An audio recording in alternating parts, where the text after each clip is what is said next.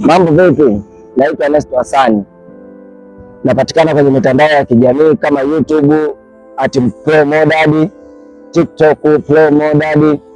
Kwa stori zangu nyingi na za kuvutia, usisahau kusubscribe, kucomment na kulike. Karibuni sana kwenye ulimwengu wetu. Leo nataka niwape habari za kinyonga. Kinyonga ni kiumbe cha ajabu zaidi kwenye dunia yetu, lakini ni kiumbe ambacho hakitazamiwi wala hakifikiriwi sana. Lakini leo nataka niwape elimu kidogo kuhusu kinyonga, kuhusu kiumbe huyu. Kinyonga ni jamii ya reptiles, ambao katika reptiles kuna mijusi, kuna mamba, kuna kobe, kuna nyoka, alafu kuna hao vinyonga wenyewe. Sasa tumebezi leo kwenye vinyonga ili kufahamisha watu. Kinyonga ni reptile ambaye maisha yake mengi yanategemea sana kwenye miti.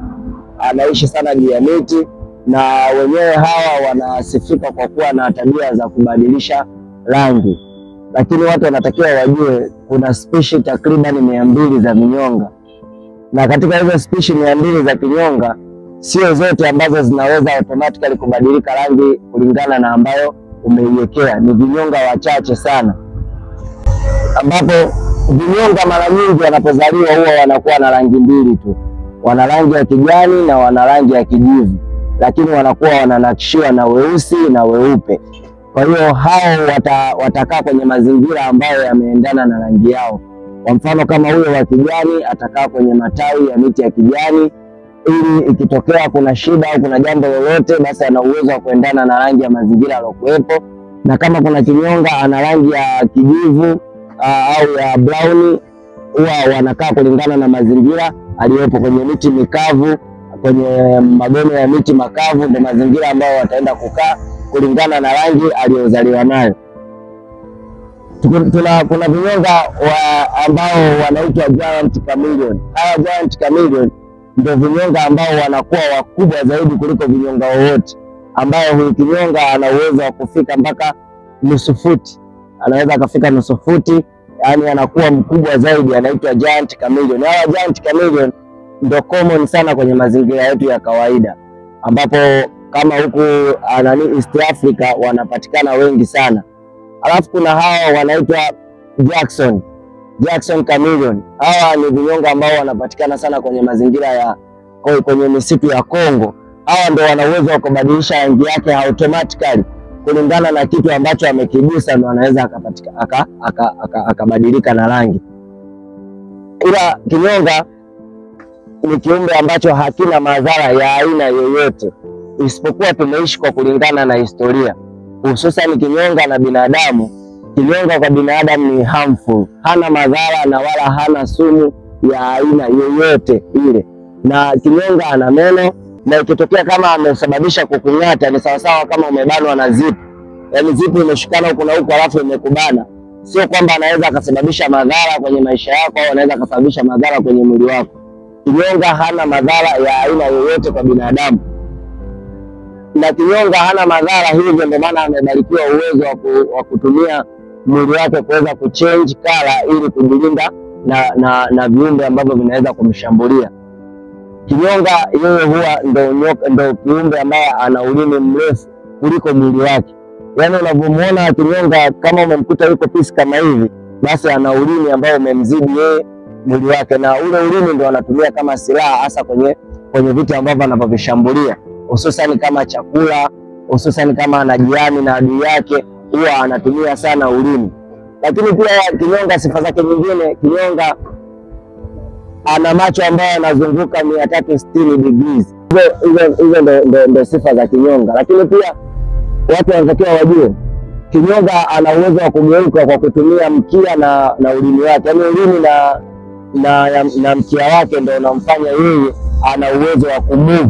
Yaani akitaka kukata kona, basi mkia ama ulimi ndio unamsababisha yeye kuweza kukata.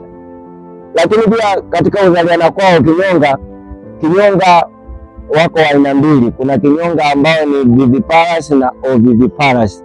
Nikisema viviparous maana yake ni wanaotaga mayai, nikisema oviviparous maana yake ni wanazaa. Tumeishi kwa imani na watu wengi ili wamelishika kwamba kinyonga akitaka kuzaa uzao wake lazima aanguke chini afe. Sio kweli. Kinyonga wapo wanaotaga mayai na wapo wanaozaa. Wale wanaotaga mayai mara nyingi sana mayai ya kinyonga ni ngumu sana kuweza kukutana nayo, kwa sababu kwanza anayataga usiku. Na maana pindi anapoingia kwenye heat period, akishapandwa anakaa kwa muda mchache, mayai yanajiproduce tumboni. Ikifika kipindi cha usiku, kinyonga anaona wakati wote, usiku na mchana. Kwa hiyo ikifika kipindi cha usiku, ndio kinyonga anaenda kutafuta eneo laini na kuchimba, ambapo kashimo kanakuwa kafuti kadogo sana, kwa sababu mayai yake kinyonga sio makubwa, labda utasema kama kuku, au unaweza ukasema kama ya ndege mwingine, kama ya ndege, au unaweza ukasema kama ya nyoka au ya kenge. Hapana, mayai yake yanatoka kama mjusi hivi ambao yanakuwa ni madogo madogo. Kwa hiyo anachimba kashimo kafupi, alafu yale mayai yake anayazika pale na anayaacha hapo hapo. Sio kwamba ikifika wakati atakuja kufukua, hapana. Eneo ambalo anaweka yale mayai ni eneo ambalo kutakuwa na eneo la mchanga, kiasi kwamba mtoto akishafikia wakati anataka kujiangua, ni rahisi yeye kuweza kutokeza kwa juu. Na maana anapofukua kwenye shimo lake ana uwezo wa kutaga mayai mpaka 80 mpaka mayai 200, na yote anayataga sehemu moja na kuyafukia. Katika hayo mayai 200 au 80 mpaka 200, ina maana sio yote anaweza kujiangua, maana kuna mengine atakuwa amepata joto hili jingi, atasababisha yasiweze kujitotoa. Mengine atakayotoka, ina maana kuna 30% ya watoto kuweza kutoka, lakini katika hiyo 30% ya watoto ni 10% tu ya watoto ambao wana uwezo wa kusurvive mpaka ya kuwa wakubwa.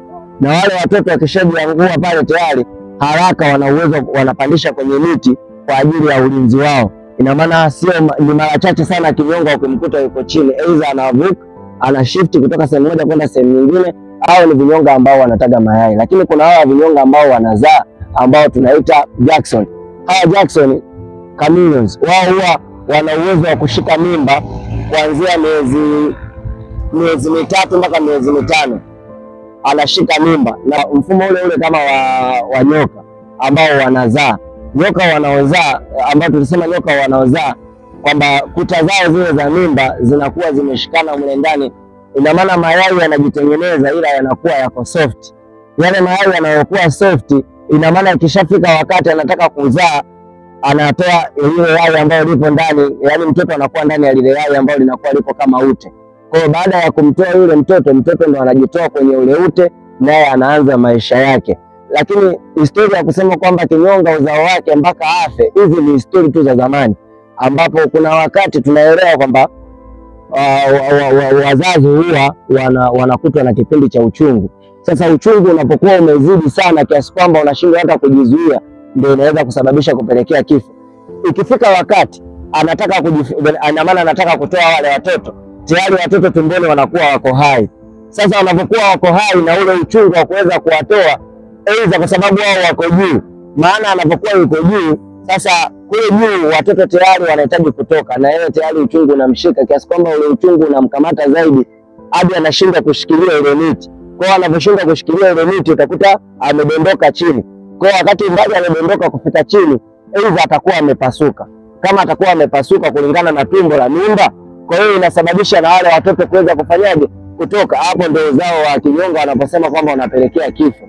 Ila sio kweli kwamba kinyonga uzao wako lazima afe. Ina maana kuna vinyonga wanataga mayai na kuna hawa ambao wanazaa. Kuna wale ambao sio na uchungu unawakuta akiwa juu ya miti.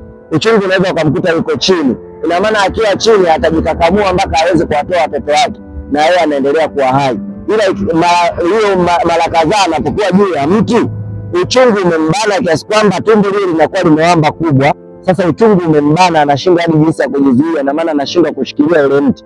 Kwa hiyo kitendo cha kushindwa kushikilia ile mti, anadondoka chini. Kwa wakati anadondoka, na lile tumbo limewamba, linapelekea kufanya tumbo kuchanika. Sasa tumbo linavyochanika, maana yake na wale watoto wanapata nafasi ya kutoka na kuendelea na maisha yao. Lakini wakati huo mzazi anashindwa kujisaidia, na maana inampelekea yeye kifo. Na ndio stori ambayo imebebwa sana kwamba uzao wa nyoka, uzao wa kinyonga lazima adondoke afe ndio watoto wapone. Ila sio kweli, ila isipokuwa kama anakuwa yuko juu ya mti. Sasa uchungu umempata, ndio ile anashinda mpaka kushikilia mti, ndio anasababisha kuanguka. Na mwenyewe ana uwezo wa kuzaa mpaka watoto 30 mpaka watoto 80. kwa wakati mmoja. Sasa imagine kwa watoto 30 au 80 wakiwa wamewamba kwenye tumbo, alafu adondoke kutoka juu mpaka chini, tumbo linavyoweza kuchanika na hao watoto wanaweza kutoka. Hiki ambacho watu wanatakiwa pia wakijue. Vinyonga life span yao inategemeana, yaani jinsi ya kuishi kwenye maisha yetu ya kawaida, kwa sababu vinyonga wako wengi. Nimesema ziko species 200. Ina maana katika hizo species 200 zinatofautiana wenzao na zinatofautiana na uishiji.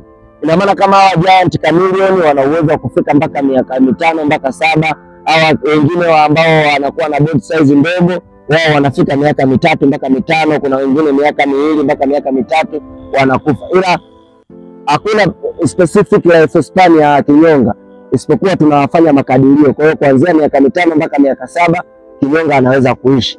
Kwa hiyo kinyonga naye anakunywa maji, lakini vyakula vyake yeye ni hawa wadudu wadogo wadogo kama hizi, panzi, mende. Inategemea na body size ya kinyonga na kitu ambacho anakutana nacho na anaweza kukila. Kulingana na upana na elimu ya vinyonga na taarifa za kinyonga, leo tunasimamia hapa.